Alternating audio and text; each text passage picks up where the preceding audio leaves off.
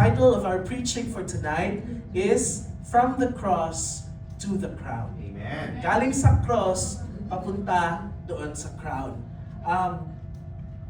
In the history po, wala po tayong known na representation ng mukha ni Jesus Christ. So nobody knew, wala pong nakarecord na mukha po ni Jesus Christ. Kinaklaro ko po, ito po ay illustration lamang. So ibig sabihin, wala po tayong recorded na mukha ni Jesus Christ. Yung ating pong nakikita, hindi nga po Middle Eastern yung mukha, di ba? Parang hindi po taga-Israel, para pong Western. Yung mga pictures po ngayon na ating pong nakikita about Jesus or patungkol kay Jesus Christ. Pero inuulit ko po, we don't know the face of Jesus up until now. No recorded history na magsasabi na ito po talaga yung mukha ni Jesus Christ. But this is what He did. Nagpapako po siya sa krus para po sa ating lahat. This is recorded in the history that Jesus Christ died on the cross both for you and for me. Sa atin po lahat. And then, hindi lamang po dyan natapos yung ating, matatapos yung ating istorya. Tonight, we would also see Jesus being crowned. Hindi po natapos na namatay lang yung ating Panginoon, nabuhay po ang ating Panginoon. Kagaya po ng ating kinanta kanina. So, mas maiintindihan po natin ngayon kung bakit po tayo nagsa-celebrate o nagko-commemorate ng Holy Week.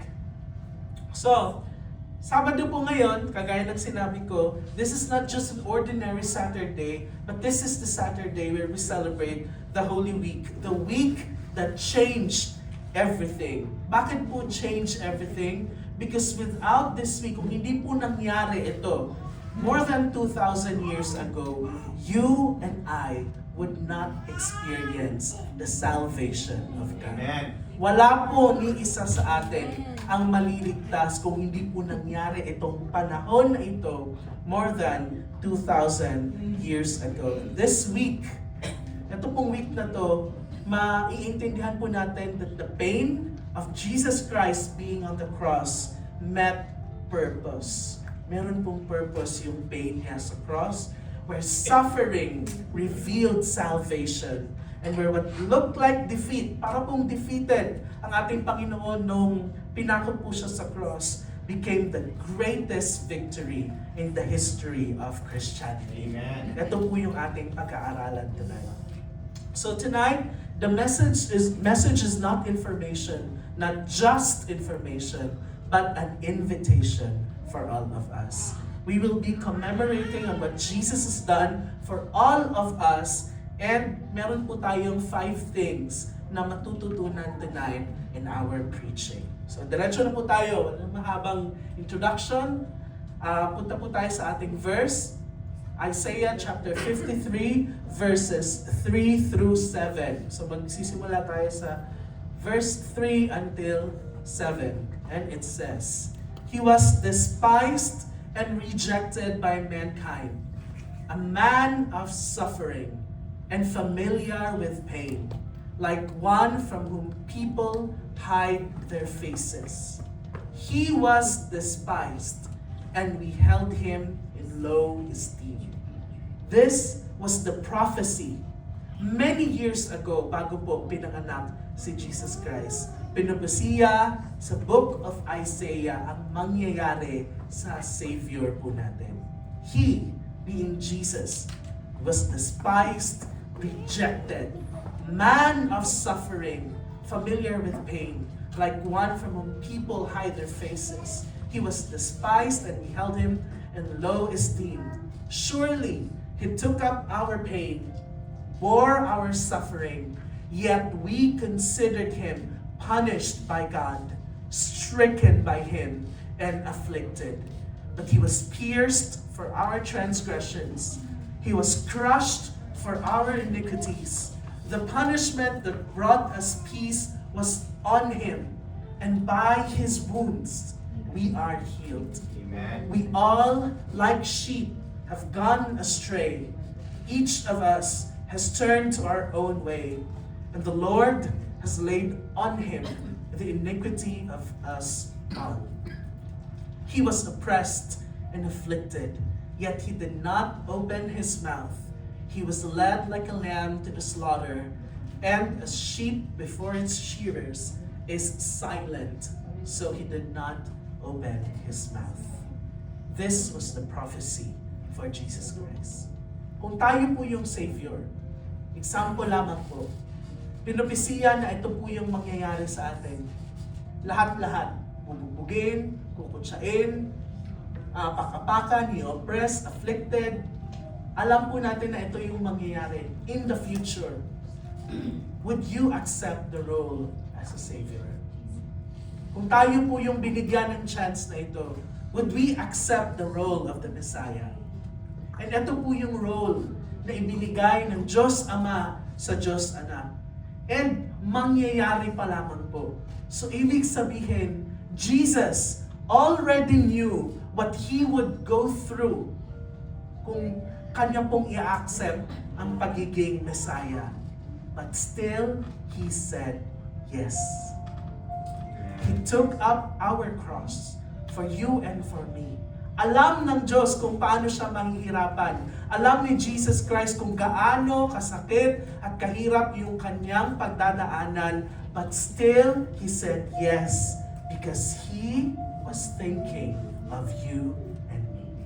Yun po yung nasa isip ng ating Panginoon when He took up the cross. So let us all pray. Heavenly Father, praise and glory to your holy name. We just would like to thank you once again for giving your one and only Son, Jesus, to be sacrificed in behalf of us.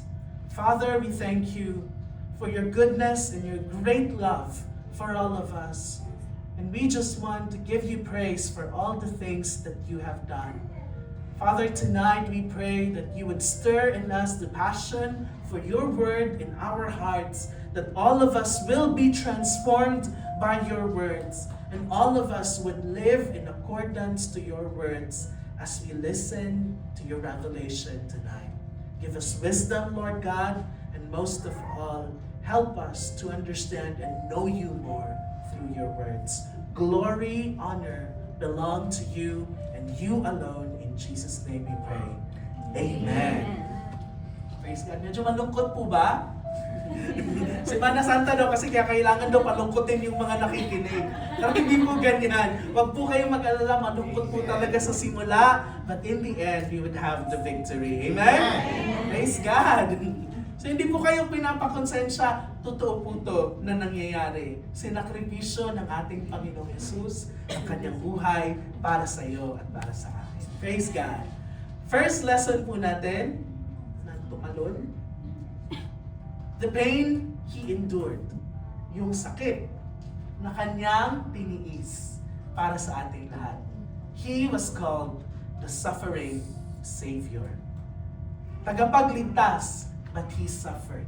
And this was the pain that He endured. Sinasabi ko po, hindi po ito yung totoong picture ng ating Panginoong Yesus. And sinasabi ko po, ma-attest ko rin po, this was not even half sa pinagdaanan ng ating Panginoong Yesus. Duguan na siya dyan. Pero ang description po sa history sa likod ni Jesus Christ ay natuklap-tuklap na dahil po sa pagpa-flog sa Kanya. Diyan hindi pa nga duguan lang. Pero natuklap yung Kanyang mga laman para po sa ating lahat. Kagaya po ng ating binasa, He was despised, rejected, man of suffering. Savior po natin pero man of suffering ang tawag sa Kanya. Ano po yung matututunan natin sa mga verses na ito? The key points are, He was rejected, despised, and misunderstood. Ganun po yung nangyari sa ating Savior. Pangalawa, He bore our griefs, not His own. So sinabi dyan, by His stripes, we are healed. So before po nangyari yan, sinabi sa verse 5, He was pierced, tinusok po siya for our transgression, sa ating pong mga kasalanan. He was crushed for our iniquities. Hindi po kasalanan ng Panginoong Jesus ang Kanyang binayaran, kasalanan po nating lahat. He was not flogged. He was not beaten because of his sins. He was beaten for our sins. Sa kasalanan po nating lahat. He bore our griefs, not his own. But the cross was not an accident. It was an assignment. Ang cross po, hindi po aksidenteng nangyari yon na nagkataon lang na time na pinanganak si Jesus Christ dito, nagkaroon ng cross. Hindi po. It was an assignment. Assignment kasi alam na po niya kung ano po yung pagdadaanan niya dito. But still, He took up the cross for all of us. This wasn't just a physical pain. It was a spiritual substitution. Ano po yung ibig sabihin? Physical pain, hindi lamang po yung physical pain yung kanyang pinagdaanan. Alam niya po na yung mga pain na iyon ay para po sa ating lahat dapat. But He took all of them up to Himself. Alam niya that there will be spiritual substitution. Ibig sabihin, tayo dapat yung pinako doon sa cross. Tayo po dapat yung binugbog, tayo po dapat yung pinahiya, tayo po dapat yung dinuraan, tayo po dapat yung ipinako, tayo po dapat yung kinurunahan ng tinig. But still, because of the sacrifice of Jesus, there was a spiritual substitution. Na tayo dapat yung sasalo sa lahat ng mga bagay na yon. Jesus said, ako na lang. Jesus said, wag na yung anak ko. Wag na siya. Wag na si kung sino man. Ako na ang ipako nyo. Ako na yung pahirapan ninyo. He felt what we deserved. Ang Panginoong Jesus, naramdaman niya lahat ng iyon. Yung paghihirap, yung pagpapako, ang sakit ng lahat ng iyon, naramdaman niya na dapat tayo yung deserving sa mga bagay na iyon so that we could receive what He earned. The grace of God, the salvation of God, we did not earn it. It was Jesus who earned it for all of us. Ang Panginoong Jesus ang nagbayad ng ating kaligtasan. Kaya po sinabi dyan, He felt what we deserve so that all of us could receive kung ano po yung na-earn niya sa cross. For all of us. Next, mabilis lang po ito, huwag po tayong mag-alala. Makakakain po tayo on time. So, huwag kayong mag-alala. Hindi po siya mahaba. So, inuulit ko lamang po, bago tayo mag-move on. He was wounded for our transgressions, bruised for our iniquities. Ibig sabihin, Jesus didn't suffer for His mistakes. He suffered for yours and mine. He was rejected, He was mocked, He was beaten, not because He was powerless, but because He has a purpose. Hindi dahil walang kaya ang ating Panginoon, na Siya ay Diyos, hindi niya kaya na patigilin lahat ng iyon. Isang salita lang ng Panginoon, patay lahat ng mga naandun. But He did not do it. Not because He did not have the power, but because He has a purpose. Meron pong purpose ang ating Panginoon. Every lash of the whip, yung mga, yung pinalo po pala sa Kanya, hindi lamang po yung lubid. Sa dulo po ng lubid, meron pong mga pako, merong mga matatalim na mga bagay. Kinaya niya po lahat yun para po sa ating lahat. Every lash of the whip, every thorn pressed into His head. Yung tinik na habang hindi po sila nakontento, hindi lamang pinatong, itinusok pa po talaga sa Kanyang ulo. Every step carrying that cross. Ang dami mo ng sugat sa likod, ang init pa ng araw, 12:00 nung time na yun. At patarik po yung Kanyang aakyatin doon sa kung saan siya ipapako. Every step of the way, kinaya niya po para sa ating lahat. Every step. Sabi niya, ito, isang step, ang sakit-sakit na, hindi ko na kaya. Dehydrated na siya, pero sinabi niya, ito para kay Joseph, ito para kay Laarni, para kay Hannah, para kay Dana, lahat ng ito, kukunin ko para sa kanila. Ganun po yung iniisip ng ating Panginoon Jesus. This wasn't random, and this wasn't tragic. This was divine design. meron pong purpose ang ating Panginoon. He felt what we deserve so that we could receive what He earned. So some of you think, Lord, hindi mo nararamdaman, hindi mo maiintindihan yung pinagdadaanan ko ngayon. So sabihin natin yan minsan sa ating Panginoon, Lord, hindi mo kasi naiintindihan yung pinagdadaanan ko eh. Ang sakit-sakit talaga, Lord, ng pinagdadaanan ko ngayon. Hindi ka makarelate. No po. That is not true. The cross proves that He does. He understands. Our God understands our pains. Our God understands our fears. Our God understands our worries. Our God understands our struggles because He became a man for you and for me. Naiintindihan po tayo ng ating Panginoon. Hindi po natin pwedeng sabihin, Lord, hindi mo ako naiintindihan. He understands. Mas malala po yung pinagdaanan niya kaysa po sa ating lahat. The next lesson that we would learn is the price that He paid. The price that Jesus paid. He was called the sacrificial lamb. Yun po yung tawag sa Kanya.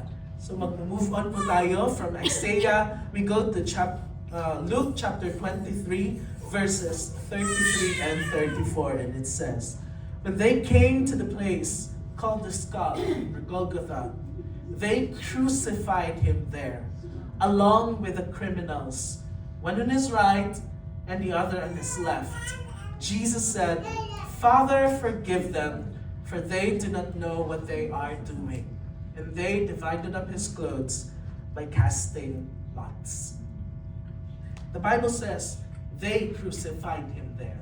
Pinako nila ang Panginoong Jesus. And at this moment po, nung panahon po na iyon, crucifixion was the most humiliating, pinaka-nakakahiya, and brutal death imaginable. At ginagawa lamang po ang crucifixion sa pinakamalalang makasalanan at that time. Jesus did not have sin, but He was still crucified. The worst death imaginable at that time. And yet, listen to His words. Ang sinabi niya po, verse 34, Father, forgive them, for they do not know what they are doing. Hindi pa rin alam kung ano yung ginagawa. Hindi ba nakadesign na nga? Kung cross, nakadesign na yun. Pero sinabi pa rin ng Panginoon, they do not know what they are doing. Hindi nila alam yung kanilang ginagawa. He was bleeding, yet He's still forgiving. Nagbi-bleed na yung Panginoong Jesus at this time, but He was still forgiving. He was suffering, but still He was showing mercy. That's not normal love. That's divine love. Ganun po yung pagmamahal ng ating Panginoon. This moment connects us to the Passover. Yung Passover meal po. Where Passover meal, ito po yung in the Old Testament, ito po yung kakatay po sila ng isang hayop, usually tupa po. And ang requirement po dun sa tupa, dapat walang sakit, walang spot, walang blemish, dapat pure yung tupa. At kapag meron pong blemish na nakita, papapalitan po yun. Hindi po siya pwede. Bakit po? Kasi yun po yung kanilang iaalay sa Diyos at that time para po sila ay mapatawad.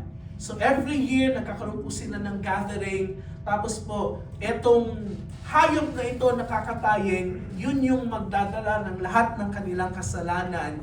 And then, kapag naialay na po nila yung hayop na yun, forgiven na po sila sa 1 year na kanilang ginawa before nangyari yun. But this time, hindi po tupa ang sinakripisyo. Ito po yung ating Panginoong Jesus. It was not the lamb. Because the lamb, 1 year validity lamang po yung kanyang pwedeng iligtas sa mga tao. But with the sacrifice of the Lamb of God, who is Jesus Christ, forever na po yung sakripisyo na iyon para po sa kapatawaran ng ating mga kasalanan. No other sacrifice would be given because it was the ultimate sacrifice for all of us. So, kagaya po ng ating sinabi kanina, crucifixion, the most humiliating death. Yet Jesus said, Father, forgive them. He paid in full, not a partial payment. Hindi kagaya sa sacrificial lamb ng Passover, yung kasalanan mo lang last year yung napatawad. Pero ito po ang ating Panginoon, yung kasalanan po natin sa ating buong buhay, pinatawad na ng ating Diyos. Not because mababait po tayo o mabubuti tayo, but because of the sacrifice of Jesus Christ. The sacrifice of Jesus Christ. So atin pong maiintindihan, the nails didn't hold Him. Bakit nanatili yung ating Panginoong Jesus na nakapako? Hindi po dahil natusok po siya ng mga pako, but because of love. Dahil po sa kanyang pagmamahal sa atin. He could have come down, but if He came down, we couldn't go up to heaven. Kung bumaba yung ating Panginoong Hesus, sinabi niya, ayoko na, masyado nang masakit, itigil na natin tong kaibangan na to. Kung bumaba po siya, tinanggal niya yung pako. Kung tinanggal niya po yung mga pako, hindi po tayo makakaakyat. Kung siya ay bumaba sa krus, hindi po tayo makakaakyat sa langit. But because of His great love, He stayed. Nanatili po siya. Amen. Thank you, Jesus. For you and for me. Ganun po tayo kamahal ng ating Panginoon. Nanatili po siya. Hindi dahil napigilan siya ng pako, pero ang nagpipigil sa Kanya ay ang Kanyang pagmamahal sa ating lahat. It's because of His great love for all of us. Number 3 na po tayo sa kalagitnaan na.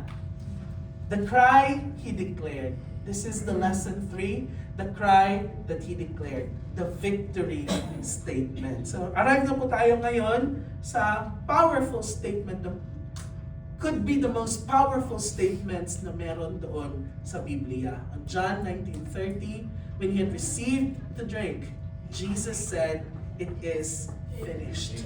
Tapos na. Hindi po yung preaching yung natapos, pero po yung sinabi dito, it is finished. Yung sinabi ni Jesus Christ. And with that, He bowed His head and gave up His spirit. Pansinin po natin, ang sinabi niya dyan, it is finished. Not, I am finished. Hindi po niya sinabi, tapos na ako. Pero sinabi niya, it is finished. That means, the debt of sin, kabayaran ng kasalanan, finished na yon. The power of hell, kung bakit tayo paulit-ulit na nagkakasala, broken na po yun. And the separation between God and man has already ended. Tayo po ay nakakatawag na sa ating Diyos ng ating Ama. Because Jesus Christ sacrificed Himself for you and for me. The separation because of our sin between God and man has already ended because of the sacrifice of our Lord Jesus Christ. Tayo pong lahat ay tinubos na ng ating Panginoong Jesus. This is redemption. This is true redemption. And this is grace. Ito po ay grace ng ating Panginoon. Biyaya ng ating Panginoon. We don't deserve them. Unmerited favor nga po yung tawag eh. Hindi natin na-earn, hindi natin deserve, at lalong-lalo na hindi po natin pinaghirapan. Binigay lamang po ng ating Panginoon sa ating lahat. You don't have to earn it. You don't have to work for it. You just have to receive it. Amen. Salvation is not earned, is not worked for, it just needs to be received. Tanggapin niyo lamang po yung biyaya ng ating Panginoon. Sa atin po minsan, we are still trying to pay what Jesus already paid for. Binayaran na ng Panginoong Jesus. Makikita po natin sa mga balita, may nagpapapako sa Pilipinas, meron pong nagaganyan-ganyan na nagsusugat-sugat sa likod. Binayaran na ng Panginoong Jesus lahat-lahat. Nakulangan pa ba kayo sa sakripisyo niya? Hindi po ganyan dapat. Jesus paid all of it.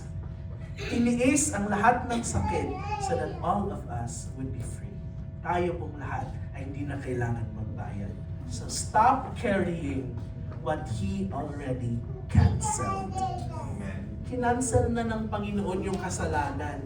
Kinansel na ng Panginoon yung hell. Yung separation between God and man, kinansel na yon ng ating Panginoong Jesus. Huwag nyo nang bitbitin. Huwag nang magbitbit ng kasalanan. Huwag nang magbitbit na alam natin na ayaw natin ng hell, pero ginagawa pa rin natin kung ano yung mali. Huwag na po nating i-enjoy yung kasalanan kasi po niligtas na tayo ng Panginoon, ng ating Panginoong Jesus mula doon. Amen? Amen. Amen. Fourth one na po, so isa na lang after dito. Fourth, the power He released, the open door. Ano po itong power na ito? On Luke chapter 23 verse 45, it says, "For at this time, namatay na po yung Panginoong Jesus. For the sun stopped shining, and the curtain of the temple was torn in two." Yung curtain po na ito, hindi po siya yung curtain na ganito lang. Sobrang kapal po ng kortina na ito that separates the presence of God sa lahat ng mga tao. But when Jesus Christ died, nahati po ito sa dalawa.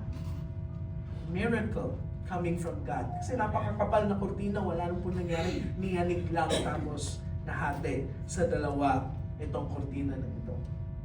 The Bible says that the veil in the temple was torn. The veil represented separation between God and people. Paano po ito nangyari? When Adam sinned against God, nagkaroon na po ng separation between God and man. Meron na pong gap in between ng Diyos at ng mga tao. Ang gap po na yon ay gawa ng kasalanan. And many years, ang dami-daming ginawa ng tao para po madugtungan yung gap na yun para makabalik tayo sa ating Diyos. Pero nag-fail pa rin po kahit paulit-ulit na naghahanap sila. So kaya po ngayon, ang daming relihiyon sa mundo because religions are the way of man thinking na makonect po yung gap na iyon. Pero every time, itong relihiyon na to may palya, so bagsak yung bridge na yon. Every time, ito namang relihiyon na to, meron ding papalya, so bagsak. Okay, good works na lang. So gumawa tayo ng mabuti. Siguro naman madugtungan yung bridge na yon from God and man. Gawa ng mabuti, pero the following day, gumawa ng kasalanan. So nabasag pa rin. Nasira pa rin yung bridge na yon. Nag-donate sa charity para lang po maging mabait tignan. Pero siniraan yung katabi. So parang wala din. Nasayang lang din natin ginawa. Kaya po, sinasabi ko po, no one and nothing could bridge us back to God except Jesus Christ. Wala pong iba, walang relihiyon ang makaka-save po sa ating lahat. The only one that can save us is Jesus Christ. Kaya po namin inuulit-ulit dito, being born again, being here in this church is not a religion. It is a relationship with God. Ito lang po yung makakaligtas sa ating lahat. Hindi po reliyon, hindi po yung simbahan na ito, pero ang ating pong relasyon sa ating Panginoong Jesus ang makakapagligtas sa atin. Amen? Amen. Amen. So, nung namatay po si Jesus Christ, sinabi dyan, the curtain of the temple was torn in two. The barrier between man and God was ripped open. Nabuksan na po. Ibig sabihin, the veil was torn, access to God has been granted. No more separation between God and man. Relationship replaced religion. Wala na pong reliyon. Hindi na po yan yung magliligtas sa atin. Ang relasyon po natin sa ating Panginoon. Ibig sabihin, you don't need a middleman. You don't need a ritual. And you don't need perfection. You now have direct access to God. This is true salvation. Amen. Hindi po yung kailangan, dadaan pa, magdadasal ka pa sa pamamagitan ni ganito ganyan. bakit hindi na lang ikaw yung magdasal? Ginawa na ni Jesus Christ yung sakripisyo. Siya po yung magdudugtong sa atin, sa ating Panginoong Jesus. Ngayon, iniisip natin, kailangan kong maging perfect para lang tanggap-tanggap ako sa Diyos. Pero, the following day, magkakasala. Hindi nga the following day. Next hour, paglabas dito, nagkasala. So, hindi po talaga magiging perfect ang isang tao until sa pagbalik ng ating Panginoong Jesus. So, hindi po natin kaya by ourselves. We need a Savior, and that Savior is Jesus Christ. Siya po yung magdudugtong sa atin. So, what was once restricted is now released. Ano po yung restricted? Yung pagtawag sa Diyos. Dati, kapag tatawag ka sa Diyos, tapos makasalanan ka, patay. Tataob ka dyan. Kasi, tatawag ka sa Diyos, tapos makasalanan ka, tataob ka dyan. In the Old Testament, every year, meron pong isang pari na papasok doon sa presensya ng Panginoon. So, example, next year, may schedule na. This year, bubunutin na yung sinong pari yung papasok doon. So kapag ikaw yung pari, syempre kabahan ka na. Kasi kung ikaw yung mabunot, dapat from this day up to next year, hindi ka dapat nakagawa ng kasalanan. Kapag nakagawa ka ng kasalanan doon, pagpasok mo sa presensya ni Lord, minig ka, patay ka kaagad. So that time, tinatalian po nila ng lubid ang bewang ng pare, tapos meron pong bell na nakalagay dito. Pagpasok doon ng pare, dahan-dahan syempre. Tapos inassess ng Panginoon, eto, walang kasalanan ang nagsakripisyo. So okay, pwede kang lumabas. Pero yan, nagkasala, isang beses lang. Kaliit pa ng kasalanan, pero isang beses lang, pumasok sa presensya ng Panginoon. Tapos nakita ni Lord yung kasalanan, patay agad. Isang beses na nagkasala, patay agad. Narinig na lang nila sa labas kumalembang yung bell, kaya ang purpose ng lubid, para hilain na lang nila palabas yung katawan, yung patay na katawan ng pare. But this time, what was once restricted na pumasok sa presensya ng Panginoong Diyos, yung Diyos Ama, bawal yan dati kapag makasalanan tayo, is now released. Pwedeng-pwede na tayong lumapit sa ating Diyos at humingi ng tawad sa Kanya. Amen. Now we have the access, just like a son has the access to the Father. Ganun po yung gift ng Panginoong Yesus sa ating lahat. You can pray. Hindi mo na kailangan ng pare. In the Old Testament, sa pamamagitan ng pare yung prayers, now you can pray. You can call on Him. Pwede nang dumiretsyong tawag sa ating Diyos. You can know Him personally. Ito po yung gift ng ating Panginoong Jesus. He needed to go through the pain so that you and I could have the direct access to God the Father. Ganun po yung sakripisyo ng ating Panginoon. Lastly, the response we must give. Ito po yung fifth lesson, the response that we must give. Hindi po pwede na merong ginawa yung Panginoong Jesus from 1 to 4, lesson 1 to 4, ginawa niya yon, tapos tayo walang gagawin.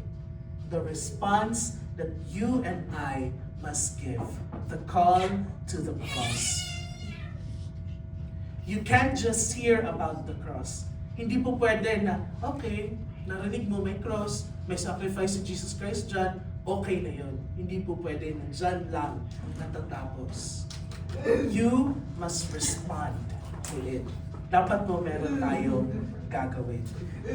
You can't stay neutral about Jesus. So tonight, meron po tayong tatlo na response na gagawin.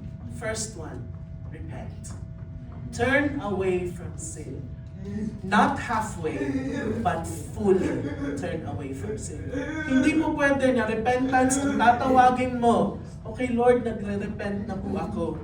Tapos, ganito lang. Dito ka nakaharap, tapos repentance, nakaganina, tagilid lang. Hindi po. Dapat full po na nakatalikod tayo sa kasalanan. Hindi po pwede na, Lord, patawarin niyo po ako ngayon. Kanina nagkasala po ako.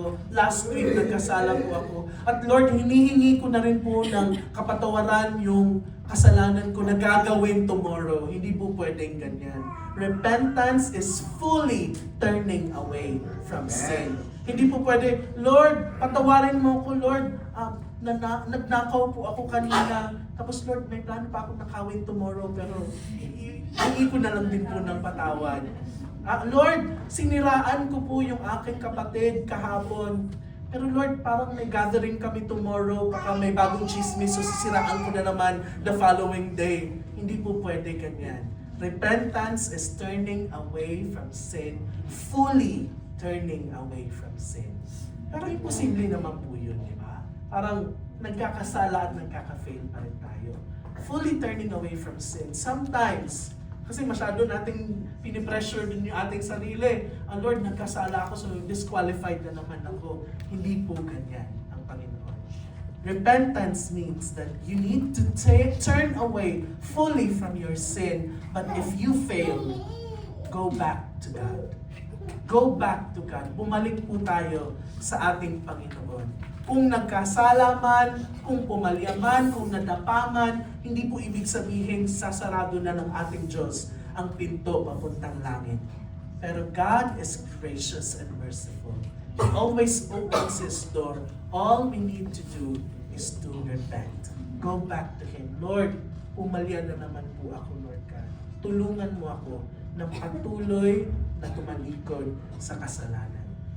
The cross reminds us that Jesus already paid for our sins. Amen. Hindi na po tayo nakatali sa kasalanan. We are all free from sins. Gawin na lang po natin ito. Repent. Every time that you fail, minsan iniisip natin, nakakahiya ng manalangin ngayon kasi nagkasala ako kanina. Lord, hindi muna ako mag-pray kasi nagkamali ako kanina. Hindi muna ako attend ng service, Lord, kasi nagkasala ako kanina. Hindi po ganyan. Repent. Habang may panahon, habang may buhay, bumalik tayo sa ating Panginoon. Amen. Nagkasala man, mas lalo po tayong lumapit sa ating Diyos. Because only God can cleanse us from our sins. Amen?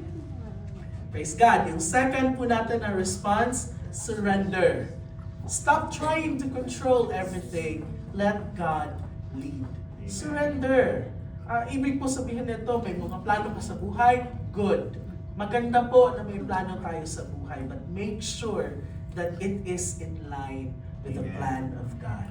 Kung hindi, then let God redirect you. Mas maganda at mas malaki pang ibibigay ang Diyos sa atin. Surrender. Minsan po, lalo-lalo na sa mga OFWs, sa mga panganay o sa mga breadwinners, ganun po ang hirap sumurrender. Kasi sanay tayo na kinukontrol yung mga bagay-bagay. Sanay tayo na hanapan ng paraan ang mga bagay-bagay as much as possible. Surrender is very hard. Lalong-lalo na sa mga may pinapakain sa Pilipinas o kahit na dito sa UAE. Ang hirap-hirap sumurrender. But it is needed. Bakit po? Because God wants to be in control of everything. Because gusto niya yung best para sa atin. We can do our best but still not have enough. Kasi po, there will never be enough by ourselves. But with God, it would be overflowing. Umaapaw po sa pagpapala kapag kasama ang Diyos sa lahat ng plano. So this time, God says, repent and then surrender. Surrender your lives to God. Minsan mahirap kasi kapag isusurrender ko yung life ko sa Lord, ano kayang mangyayari? Puro uncertainties, puro mga question marks kasi hindi natin alam yung future. Pero alam naman po natin, siya yung may hawak ng future. So it would be better to surrender our lives to Him than umasa po sa ating sarili. Hindi natin alam yung kinabukasan natin. Pero alam ng Diyos kung anong mangyayari bukas. So better, ibigay na sa Kanya yung ating buhay. Surrender your life to God. And lastly, believe. Trust that what Jesus did was enough. Ano yung ginawa ng Panginoong Jesucristo? Trust that it was enough. wala na pong kailangan idagdag, Amen. wala nang kailangan gawin pa, kundi po ang manampalataya. Amen. Trust that what He did on the cross was already enough. Binayaran niya po lahat sa cross, ang lahat-lahat ng ating kasalanan. Therefore, we have the assurance of salvation. Amen. Because of the sacrifice that Jesus did on the cross. So, in Romans 10:9, it says, if you declare with your mouth, Jesus is Lord, and believe in your heart that God raised Him from the dead, you will be saved. Yun lamang po yung sinabi. Wala namang sinabi dyan, if you declare with your mouth and believe in your heart, and then do your best to not sin, or do your best to be good, or to be the best, mas lamang kaysa sa iba, mas malaki ang tithes na binibigay kaysa sa iba, mas malaki yung offerings kaysa sa iba. Wala pong ganyang sinasabi ang Panginoon. Ang sinabi dyan, believe, declare with your mouth that Jesus is Lord, and believe in your heart that God raised Him from the dead, and you will be saved. Amen. Ginawa na po ng ating Panginoong Yesus ang lahat. All we need to do is to believe. Believe in the Lord Jesus Christ. So, kagaya po ng sinabi kanina, tinatawag po na kahapon na Good Friday. Ano yung good sa Friday? Yun yung time na pinako yung ating Panginoong Yesus. Pero, kung sino man gumawa ng pangalan na yan, Good Friday pa yung inisip, hindi man lang Bad Friday. Pangit naman din kung Bad Friday. Siguro sabihin na lang Sad Friday. Pero Good Friday pa rin po yung tinawag. Saturday felt like silence at that time. Kasi Black Saturday, wala silang narinig. And Jesus Christ at that time, hindi pa nila alam na yun pala talaga yung totoong deal. Jesus was telling the truth. Si Thomas pa nagsabi na kailangan ko munang mahawakan yung mga butas sa kanyang mga kamay at sa kanyang mga paa. That time, nawala yung kanilang master, namatay. Kita nila pinako yung kanilang master. Tapos nagsabi na babalik. Ikaw ba, maniniwala ka bang babalik talaga? Nakita mong ipinako. Good Friday, Black Saturday. Bakit? Ano naka-good doon sa Friday? Because Sunday is coming. And Sunday is the resurrection Amen. Sunday. Hindi na natiling patay ang Diyos, buhay po ang ating Panginoong Jesus. He was not defeated, but He is a victorious God. Friday was good because Sunday is coming. And ganon din po sa ating mga buhay ngayon. You are going through a lot of difficulties, maraming paghihirap, maraming pagsubok, pero tawagin niyo po ang mga bagay na yan na good because Sunday is coming. Ibig sabihin, the victorious presence of the Lord Jesus Christ is coming. The help of the Lord Jesus Christ is coming. May pinagdadaanan ka man ngayon, but the help of God will come. Amen. Friday was good because Sunday is coming. Because Jesus didn't just die. He paid, He finished, and He conquered. Amen. Nanalo po ang ating Panginoon against death and against sin. He paid. Binayaran na niya, tinapos na niya, at nanalo po yung ating Panginoon. And Amen. since we are all believers of the Lord Jesus Christ, we are already been paid for. Finished na po ang lahat ng mga problema, and we can conquer everything because of our Lord Jesus Christ. Because Jesus is our Savior King. Amen. Hindi po siya nanatili na talunan sa cross, pero siya po ay nag-resurrect, and now He is reigning in His kingdom. And all of us are kingdom citizens of our God. So lahat po tayo ay punong-puno ng pagpapala ng ating Panginoon.